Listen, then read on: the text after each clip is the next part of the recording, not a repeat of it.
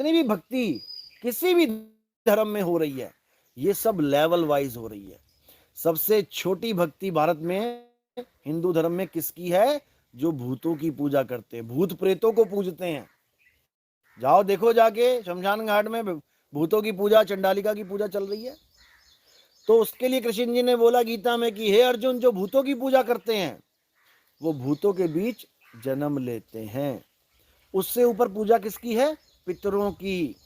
पितर पूजते हैं लोग। उसके लिए कृष्ण जी ने बोला हे अर्जुन, जो पितरों की पूजा करते हैं वो पितर लोक में जन्म लेते हैं। उससे ऊपर की भक्ति क्या है? उससे बड़ी क्लास देवताओं की पूजा।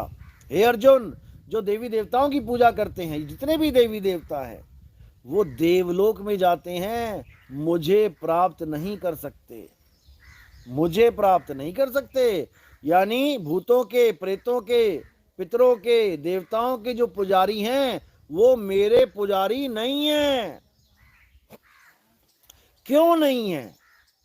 ये बिल्कुल स्पष्ट लिखा है 9वें अध्याय में, पढ़ो इसको ध्यान से। गीता पढ़ी है मेरे पास, दिखाऊंगा मैं उसमें क्यों मना किया है देवी देवताओं की पूजा करने को। बिल्कुल स्पष्ट मना किया 7वें अध्याय में। हे अर्जुन, जो भी देवी देवताओं की पूजा करता है वो अल्प बुद्धि है। अल्प बुद्धि यानी जिसका दिमाग कम है। क्यों कम है? क्यों? राज क्या है इसके पीछे?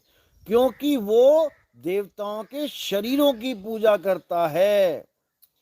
हे अर्जुन, मैं, तुम और ये राजा महाराजा, हम सब आत्मा हैं, शरीर नहीं है।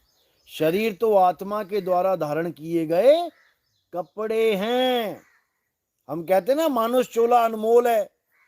मानुष के साथ चोला लगा दिया। चोला क्या होता है? चोला, बाबा लोग चोला नहीं पहनते। चोले का मतलब होता है कपड़े। 1,84 चोले पहनने के बाद, यानी कुत्ता बिल्ली हाथी घोड़ा बकरा बनने के बाद एक बार इंसान चोला मिलता है। और ये कपड़े हैं हमारे। कपड़े मैं नहीं हूं, मैंने कपड़ों को धारण किया है। मैंने सफेद कपड़ों को धारण किया है, मैं सफेद नहीं हूं। कल को मैं नीले कपड़ों को धारण करूं तो मैं नीला नहीं हूं। कल को मैं हरे कपड़े पहन लूं तो मैं हरा नहीं हूं। हरे, नीले, पीले, सफेद ये मेरे कपड़े हैं। तो फिर मैं कौन हूं? चोला सबने धारण किया है। हनुमान जी ने भी चोला धारण किया है, जो आप मूर्ति में देख रहे हो।